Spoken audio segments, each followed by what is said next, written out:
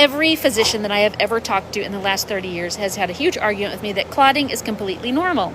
Here's why I disagree.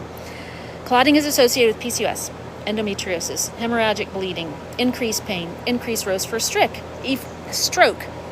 How can that be normal? And in about 3 months, when I'm usually working with someone, they don't have any clots anymore. The clots are gone. They have fresh red blood. When you get rid of the clots, the heavy bleeding goes away. When you get rid of the clotting, the lining gets better, implantation gets better. When you get rid of the clotting, sometimes we see that there's an underlying problem of blood deficiency. So say you have 5 days of bleeding with a lot of clotting and cramping. The clots, your body's going to discharge a lot of extra blood to try to get rid of all that clotting and clean the lining. But it's like a pathological amount of bleeding. When you get rid of the clotting, the amount of blood goes way down.